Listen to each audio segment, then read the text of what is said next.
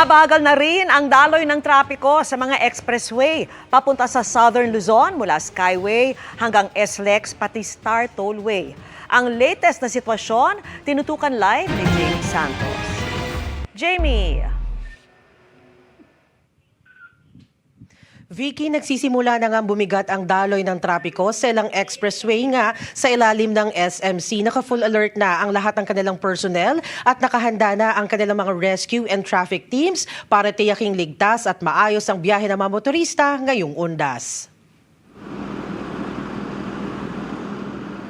Simula pa kahapon, naka-full alert status na ang Skyway, South Luzon Expressway o SLEX, Star Tollway at TPLEX. Nakadeploy na raw ang lahat ng kanilang personnel para sa tuloy-tuloy na patrolya at mabilis na pagresponde sa mga insidente. Effective kahapon pa ma'am, lahat po ng personnel o tawa ng SMC Tollways naka-deployed na po. Nakahanda na rin ma'am yung mga equipment namin, yung fire truck, emergency ambulance namin, quick response team. Ganun din po ang TMC namin, yung traffic monitoring center na nagmo-monitor ng mga CCTV namin. 24/7 po ito ma'am.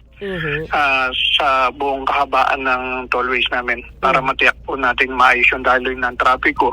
Naitala na rin ang pagdami ng mga sasakyan sa northbound lane mula alauna ng hapon hanggang gabi kagabi, partikular sa Magallanes at Makati area.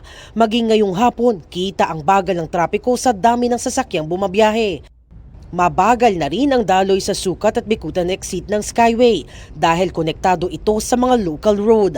Sa Naiyax, umabot na sa halos 1 kilometro ang tail end eastbound mula airport papuntang Makati area. Sa SLEX, moderately moving pa rin ang northbound traffic patungong Makati Skyway na may tail end sa Susana Heights. Sa parte ng SLEX, dito po sa may Santo Tomas, ngayon po meron na rin traffic build-up sa Santo Tomas exit. At dito sa may Calamba area, sa may Sipit Bridge. Diyan, meron pa kasi tayo diyang parang hindi pa tapos yung widening natin dyan. Sa Star Tollway naman po, ang meron tayo dyan na pwedeng magkaroon ng choke point yung sa may Lipa exit po. Tinatayang tataas pa raw ng hanggang 10% ang volume ng mga sasakyan ngayong undas. Kaya pinapaalalahanan ng mga motorista na tiyaking may sapat na load ang kanilang RFID upang maiwasan ang abala sa mga toll plaza. Tuloy-tuloy rin ang libreng towing assistance sa Skyway at SLEX. Nililinaw naman nila na ito ay para lamang sa kanilang mga tow truck at hindi saklaw ang mga hatak ng AAP na naniningil pa rin ng bayad. Para sa tulong at impormasyon, may mga hotline numbers na maaring tawagan. Vicky, paalala sa mga motorista, planuhin ang kanilang biyahe at tiyaking may load ang kanilang mga RFID para iwas abala at aberya at tiyakin ngang huwag mag-overspeeding at iwas swerving. At yan ang latest mula rito sa Monitoring Center ng SLEX. Balik sa iyo, Vicky. Maraming salamat, Jamie Santos. Hanggang 2 milyong dalaw naman ang inaasahan sa Manila North Cemetery bukas. Lunes pa, nagsimula ang pagdagsa ng mga pagdalaw doon at kanina, may mga nahirapan ng maghanap ng puntod. May nagliyab pa sa entradada ng sementeryo. Nakatutok si Darlene Kai. Sa napakaraming CCTV sa Manila North Cemetery, may isang nagliyab sa entrada kaninang hapon. Agad namang rumispondi ang mga kauni ng BFP kaya hindi kumalat ang sunog na iniimbestigahan pa. Pero hinihinalang dahil sa naulan ng wiring. Gumagana naman ang iba pa na gamit sa pagbabantay rito. Kanina, inabutan namin si Nanay Yolanda na palingaling ang naglalakad kasama ang kanyang mga anak at apo. Taon-taon mang dumadalaw, nahihirapan siya ngayong hanapin ang puntod ng asawa dahil tila raw may nagbago. Nakakalito din dati yung pag-ano namin madamo pa eh. Ngayon malinis na eh. Kaya po nahilito kayo. Kaya mga palatandaan namin, hindi na namin maano kung saan na eh. Ang puntod ni Tatay David, tinayuan pala ng bubong ng caretaker. Nung nakaraan kasi walang bubong to. Nagpapasalamat nga kami dahil andyan sila na nagbabantay. Tulad ni Nanay Yolanda, maaga na ring dumalaw rito ang pamilya ni Evangeline. Hindi talaga kami laging nagkikita-kita. So ito yung napakagandang pagkakataon na magsama-sama kami. Tapos syempre nagchismisan kami. Muntikan na mamatay yung mga ano namin eh. Yung mga napagchismisan. Bakit? Kasi pamilya po kami nagchismosa. Mahigit 10,000 tao ang dumalaw rito ngayong araw ayon sa pamunuan ng Manila North Cemetery kaya mahigpit ang seguridad mula pa lang sa entrada ng sementeryo. Taon-taon, walang humpa yung paalala ng mga otoridad tungkol sa mga bawal dalhin sa loob ng sementeryo. Pero talagang taon-taon, hindi pa rin mawawala ng mga susubo. Kaya ilang gamit na yung mga nakumpiska, wala pa yung bisperas at mismong undas. Tulad na lang nitong ilang sigarilyo, mga gamit pampintura, may cutter dito at walis. Hindi na rin kasi pwede yung magsaayos at maglinis ng mga nicho. Kung noong nakaraang taon ay hanggang alas 7 lang ng gabi bukas ang Manila North Cemetery, ngayong taon hanggang alas 9 ng gabi. Para hindi rin magsabay-sabay ang para humaba ng konti oras nila. Ngayong Undas 2025, inaasahang aabot sa mahigit 2 milyon ang dalaw rito kaya kinumusta ni Manila Mayor Isko Moreno ang kahandaan ng Manila North Cemetery. Gayun din ang mga nagtitinda na bawal sa loob. Milyon-milyon kasi ang darating. Hindi naman na lumalawak ang sementeryo.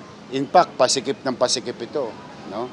Ayoko naman na magkaroon ng inconvenience sa mga dadako dito. Sinilip niya rin ang mga assistance desk kung saan pwedeng pakabitan ng libreng wristband ang mga bata, pati ang puntod finder na tumutulong sa paghahanap ng mga hindi makitang nicho.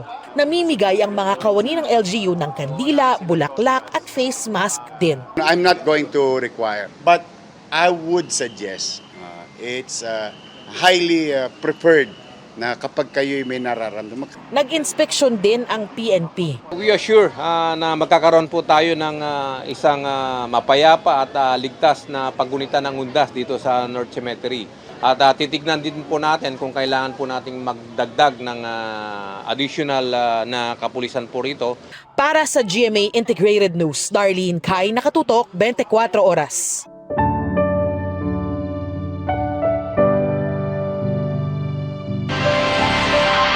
Marami na naghahabol sa paglilinis ng puntod ng kani-kanilang mga yumao. Pero sa isang sementeryo sa Dagupan at Davao o Zamboanga City, pahirapan ang paglilinis dahil sa baha. Sa isang sementeryo naman sa Negros Occidental, nabistong ninakaw ang ilang bakod ng mga nicho. Nakatutok si Darlene Kai. Lubog sa baha ang ilang bahagi ng Bunuan Bukid Cemetery sa Dagupan City, Pangasinan. Kaya ang mga naglilinis sa mga nicho at mga maagang bumibisita roon nakasuot ng bota. Problema rin ang putik at nagtaas ang mga talahib sa sementeryo. Magpa-pintura, tapos magpalinis. Marumi. Madaming damo, kalat. Bira yung nagpapalinis ma'am kasi badyang nga sa gilid. Walang dito lang sa harap ang yung iba sila lang naglilinis. Ang diskarte ng ilan, pinagsama-sama ang mga naputol na talahib sa pinatungan ng sandbag upang may daanan ang magpupunta sa sementeryo. Kasi baka kasi doon sa grabing baha, abutin yung buta kasi. Kaya dumadalaw lang dito, yung mga nandito lang sa harap. Baha rin sa isang bahagi ng San Roque Public Cemetery sa Zamboanga City. Ayon sa caretaker ng sementeryo, walang drainage system sa lugar kaya walang madaluyan ng naipong tubig doon. Sa Sipalay City Public Cemetery naman sa Negros Occidental, nabistong nawawala ang ilang bahagi ng bakod ng mga nicho. Natukoy na ng pulisya ang 3 umanong minor de edad na nagnakaw sa sementeryo. Hindi na na-recover ang mga ninakaw na mga bakal dahil ayon sa pulisya ay naibenta na umano ng mga suspect. Pero ipinatawag ang mga sangkot kasama ang kanilang mga magulang. Isinailalim rin sila sa counseling. Ang scraps ng kabataan, pag-abot diri sa station, gin-interview sila sa WCPD. Nag-ako ang mga gin-endorso diri nga mga minor de edad. Nagsimula na ring maglinis ng puntod ng kanilang yumao ang ilang taga-Samal Bataan at mga taga-Sugala Tawi-Tawi. Sa isang sementeryo sa Dinalungan Aurora, libreng namimigay ng pintura ang lokal na pamahalaan sa mga naglilinis ng nicho. Magdala lang po ng sarili nilang lagyanan and kanilang paintbrush po. So pipili lang po sila rito. Kamukha namin na pag walang pambili, di malaking bagay na po sa amin, malaking tulong para mapinturahan din namin yung mahal namin sa buhay na namatay na. May mga bumbero ring namimigay ng libreng tubig para sa mga maglilinis sa mga puntod. May mga nakaantabay ring water truck para sa mga humahabol maglinis sa mga puntod sa Cabanatuan City Public Cemetery sa Nueva Ecija. Mahigpit din ang pagbabantay sa kaayusan at trapiko sa labas ng sementeryo. Sumasideline naman sa paglilinis ng puntod ang ilang kabataan sa Bulan Civil Cemetery para kumita ngayong wellness break. Sa Coronadal City sa Cotabato, may ilang maaga nang dumalaw sa mga puntod para di sumabay sa dagsa ng mga bibisita ngayong long weekend. Para sa GMA Integrated News, Darlene Kai, Nakatutok, 24 Oras. Slay or scare? Choose your fighter sa mga Kapuso star na kanya-kanyang paandar para sa kanilang Halloween look this year. Silipin natin yan sa chika ni Aubrey Carampel. Dressed in a sexy black gown with heart detail and black veil, as a vengeful bride ang peg ni star of the new gen at KMJS gabi ng lagim star Jillian Ward nang dumalo sa isang Halloween ball kagabi. Nasa parehong event si Kailin Alcantara na kinarir naman ang kanyang outfit and prosthetics para ma-achieve ang look ni Batman villain Harvey Dent aka Two-Face. Clown, but make it fashionable. As always, serving look si Miss Universe Philippines 2023 Michelle Marquez D kahit naka-Halloween costume. Caption pa niya sa kanyang post, "Trick or strings?" Hindi rin nagpahuli sa kanilang Halloween looks ang ilang ex-PBB Celebrity Collab Edition housemates. Tulad ni Kapuso big winner Mika Salamanca na magically nag-transform as a witch. Achieve sa photoshoot ni Mika ang look na tila lumilipad siya sakay ng broomstick. Sina Ashley Ortega at Shube Etrata naman kasama ang kanilang BFFs na sina Sky Chua and Roxy Smith na nagbihis as Jade, Yasmin, Chloe and Sasha, also known as the Bratz Dolls, mga manikang sumikat noong early 2000s. Si Roxy may another entry pa as Pretty and Cheerful Enid, ang best friend naman ni Wednesday Adam. Aubrey Carampel, updated sa Showbiz Happenings. Walang lusot ang mga dineklarang padalang medyas mula sa Bangladesh na nabistong mga peking branded na damit pala. Daang-daang milyong piso ang halaga niyan at nilalagyan pa ng price tag para magbukhang totoo. Nakatutok si June Veneracion. Idineklarang shipment ng medyas, pero nang suriin, mga peking damit pala ang laman. Yan ang nabisto ng Bureau of Customs nang buksan ng 2 shipping container mula Bangladesh. Tinatayang mahigit 400 billion pesos ang halaga ng naharang na shipment. Natuklasan din ng Customs ang kakaibang modus. May price tag pa ng isang shopping mall ang mga damit at meron pang kunwaring QR code. Ginagamit pati yung pangalan ng department store para maibenta itong mga peking produkto na to. Tapos lolokohin nila yung mga mamamayan natin, sasabihin nila na hindi yan peke, original yan. Kita mo, binibenta dito sa ito yung price tag nila. Parang style balikbayan box ang pagkakaimpake. May nakasulat na pangalan sa mga kahon. Itinuturing sila ng Customs na person of interest na maaring makapagbigay ng lead sa kanilang investigasyon. Sa consignee, magpa-file kami of course ng violation of Customs Modernization and Tariff Act on illegal importation. Kadalasan ay sinisira ng Customs ang mga nakukumpiskang peking produkto. Pero pwede rin i-donate sa mga biktima ng kalamidad. Sabi ng Customs, pumayag noon ng mga brand owners sa donation basta't tanggalin o sirain ang kanilang tatak. Nagpapasalamat ang mga brand owners sa pagkakasabat ng Customs sa latest shipment ng mga napeki nilang produkto.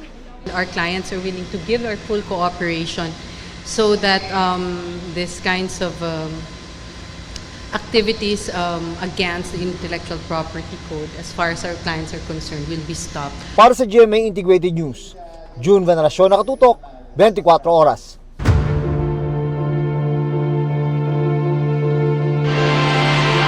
Idinetalya na ang ilan sa mga natuklasan ng Independent Commission on Infrastructure. Kabilang ang bahay ni dating Congressman Zaldico sa Pasig na hindi tinitirhan kundi imbakan lang umano ng pera. Pati ang itinatayong proyekto ng DPWH na para lang umano protektahan ang ari-arian niya at ng isang COA commissioner sa Bulacan. Nakatutok si Joseph Morong. Dahil closed door ang pagdinig ng Independent Commission for Infrastructure o ICI, pili ang mga detaling nalalaman ng publiko tungkol sa testimonya ng mga humaharap dito. Pero sa 19 na pahinang interim report ng ICI, masisilip ang ilang detaling isinawalat ng komisyon. Sa testimonya ni dating DPWH Engineer Henry Alcantara, sinabi niyang si dating Representative Saldi Co ang naging proponent o nasa likod ng nasa 35 billion pesos na halaga ng mga flood control project mula 2022 hanggang 2025. Ayon kay Alcantara, ilang beses siya nagdala ng pera bilang advance kay Co sa kanyang mga isinulong na proyekto. Sinabi naman ni DPWH Engineer Henry Alcantara na siya mismo ang naghahanda ng kahon-kahon at mali-malit ang pera kay Co na tig 30 hanggang 50 million pesos. Sa huling delivery ni Hernandez, bago pumutok ang issue sa flood control projects, doon na raw niya nadiskubre ng bahay ni Co sa isang exclusive village sa Pasig, ginagamit lamang bilang imbakan o taguan ng mga idinideliver na cash kay Co. Wala daw mga muebles sa loob at ang laman puro maleta mula sa iba't ibang sources. Ayon rin kay Alcantara, ang mga flood control projects naman kung saan sangkot umano si Commission on Audit Commissioner Mario Lipana para lamang daw protektahan ang mga ari-arian niya at ni Co sa Bustos, Bulacan. At ang in-charge sa mga ito ay ang engineer na itinalaga ni Alcantara. Ang mga testimonya ni Alcantara, Hernandez at DPWH Assistant Engineer JP Mendoza ang ginamit na basehan ng ICI para pakasuhan ito sa ombudsman ng plunder, bribery, graft at iba pa sina Senador Jinggoy Estrada at Joel Villanueva, si Co at 3 iba pa. Itinanggi ni Estrada at Villanueva ang aligasyon. Hinihingin pa namin ng reaksyon sina Co at Lipana. Para sa GMA Integrated News, Joseph Morong, nakatutok 24 oras. Buhay na naman ng mga patay at iba pang panakot sa isang kunwari haunted house na tradisyon sa isang barangay sa Caloocan. Magkakaiba pero sunod-sunod po ang mga petsa ng Halloween, All Saints Day at All Souls Day. Nagkakalituhan na tuloy kung ano ang ipinagdiriwang. Pag-usapan natin yan sa live na pagtutok ni Rafi Tima. Rafi! Mel, narito nga tayo ngayon sa loob ng isang haunted house dito sa Barangay 78 sa Caloocan kung saan mula pa kaninang alas 6 ng gabi puro tilian at sigawan na yung ating narinig. Kung ganito ba naman, yung makikita talagang matatakot ka. Bagay ito, Mel, ng programa ng barangay para sa Halloween na taon-taon ay talaga namang inaabangan na raw ng mga residente rito. Mahigit 10 taon na raw itong tradisyon dito sa Barangay 78 sa Caloocan at talaga namang inaabangan, hindi lang ng mga taga rito, kundi mga taga-ibang lugar. Ito ang tinaguriang Pasilyo 4, isang kunwari haunted house na puno ng katatakutan dito sa Barangay 78 sa Caloocan. Meron ditong mistulang ospital, morgue, at mga kwartong may mga nakakatakot na nilalang. Ang totoo, bahagi ito ng bahay ng kapitan ng barangay. Ang mga multo, maligno at iba pang nananakot dito, pawa mga kabataang volunteer na talaga namang kinarira mga makeup at prosthetics para maging makatotohanan. Yes, patok na patok po. Talaga po nire-request nila to, sir. Ang tradisyon ng pananakot tuwing undas nagsimula 2,000 taon na ang nakakaraan. Hudyat ito ng pagtatapos ng anihan at simula ng taglamig ng mga Celtic, ang mga sinuunang tao sa Inglaterra. Paniwala ng mga Celts, tuwing October 31 lumalabas sa mga espiritu ng patay. At para hindi sila gambalain, nag-aalay sila ng mga pagkain o nagsusuot ng mga costume. Nagpatuloy ang tradisyon hanggang sa dumating ang Kristyanismo. Bukod sa pagdeklara sa November 1 bilang All Saints Day, itinalaga ang October 31 bilang All Hallows Eve na kalaunan naging Halloween. At ang tradisyon ng pag-aalay ng mga pagkain, nauwi sa pamamigay ng mga candy. Tradisyong patok sa mga kabataan. Dito sa Barangay 78, isa rin daw ito sa mga inaabangan. Halos mapuno nga ang kalsadang ito ng mga kabataang naka-costume. Lahat may bit-bit na lalagyan ng mga candy. Tiyanak siya nung nakaraang taon. Ay, bakit to Angel ngayon? Angel na siya ngayon. Bakit to? Yan po ang gusto niyang costume ngayon, ng mama niya Dumarami na rin daw ang mga residente at establishmento naghahanda para mamigay ng sari-saring candy. Tulad ni Lola Marita. Oy, ang gaganda naman nila. Pero sa dami ng mga nakapilang bata, naubusan na si Lola. Sa susunod na taon na lang uli. Naku, tingnan nyo nga itsura. Pero sa Iloilo, hindi mga nakakatakot o mga superhero ang ginagaya ng mga kabataan kundi mga santo. Sa ilang parokya sa Haro, sinimulan na nila ang taunang Parade of Saints, tampok ang mga nagagandahang damit ng mga santo. And wearing the image or the costume of the saints is also imitating their lives.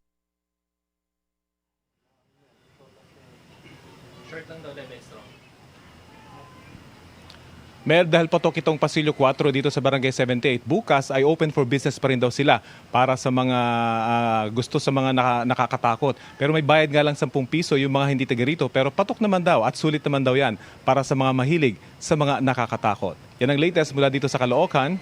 Mel? May naghihintay sa'yo dyan, sa likod. Maraming salamat sa'yo, Rafi Tima. Gumuho po ang waste dam ng isang minahan sa Bulacan. Nabalo tuloy ng mabaho at makapal na putik ang isang ilog, kaya apektado ang kabuhayan ng mga residente. Nakatutok si Mariz Umali. Ganito kalinaw dati ang tubig dito sa Balaong River pati sa Verdivia Falls na matatagpuan dito sa Barangay Talbak, DRT, Bulacan. Madalas din itong paliguan ng mga kapwa-residente turista. Pero ang dating malakristal na tubig, nagmistulang dagat ng putik. Nangyari sa ilog namin. Nitong October 26, bumigay ang waste dam ng Ore Asia Mining and Development Corporation. Yung mga laman niyang putik at tubig, tumapon po dito sa ilog namin. Ang waste dam po ay mga siltation po yun, galing po dun sa mine camp, and iba pong mga dumi na galing naman po sa kanilang gilingan po ng bato. So meron din kaming nakitang trace ng parang langis. Bahagi po ito ng Balaong River dito sa Barangay Talbak na labis na naapektuhan ng pagguho ng waste dam mula sa minahan doon sa Barangay Kamatsin. Kung makikita po ninyo, kulay putik na at kahit ilang araw na raw na hindi umuulan dito, hindi pa rin lumilinaw. Pag lumapit, amoy bulok na isda. Dati napapaliguan pa raw yan, pero dahil sa nangyari, nagbaba na rekomendasyon ng Municipal Health Office dito na wag munang lumusong sa ilog. Bukod sa may mga muntikan daw maaksidente nang rumagasa ang putik mula sa minahan, sira na rin daw ang kanilang kabuhayan. Gaya po ng pagtatanim namin ng gulay, ginagamit po namin yung pang-spray, pampataba, at saka pandilig. Tapos sa mga panggamit po namin dito sa bahay, kaya po simula nung lumabo po yan, hindi na po kami nakakakuha ng tubig. Kaya maaari pong mamatay din yung halaman namin.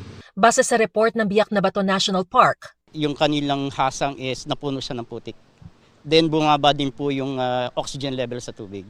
tourist spot din ang lugar pero ngayon stop operations muna. Ayan. Namamatay din yung mga isda. Ang mas masaklap, pati kalusugan ng mga residente apektado. Gaya ng 6 na taong gulang na batang ito na nagkaroon ng rashes. Sabi po naming mag-asawa, huwag ka maliligo. Pag dating namin sa ilog, nakita po namin siya, nakalublob na. Kanina nakita ko nga po, puro rashes na yung dibdib niya at saka po yung paa niya. Makati po.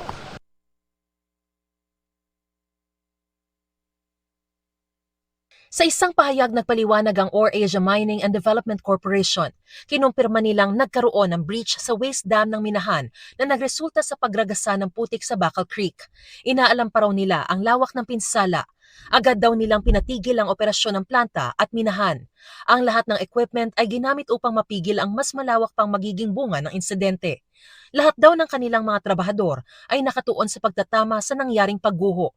Ang insidente ay iimbestigahan upang malaman ang tunay na sanhi ng pagguho at maiwasang maulit muli.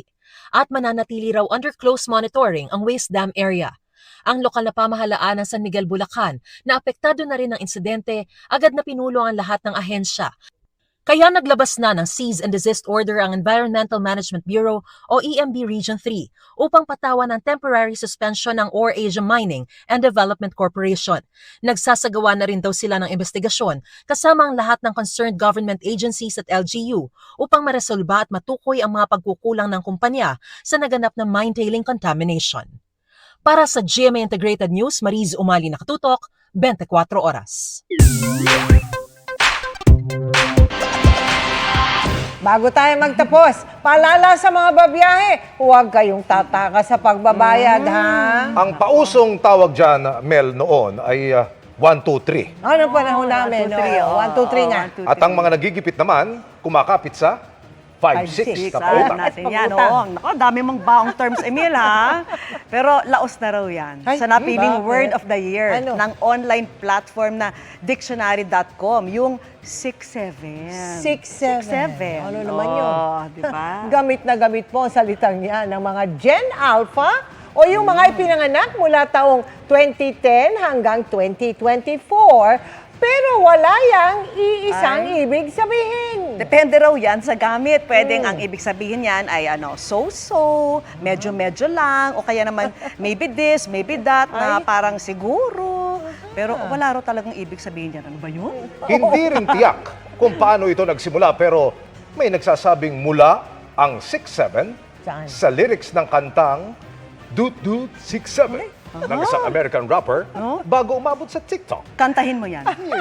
Napili yung word of the year dahil sa dalas ng paggamit niyan at syempre pag-search niyan online ayon sa pag-aaral ng dictionary.com.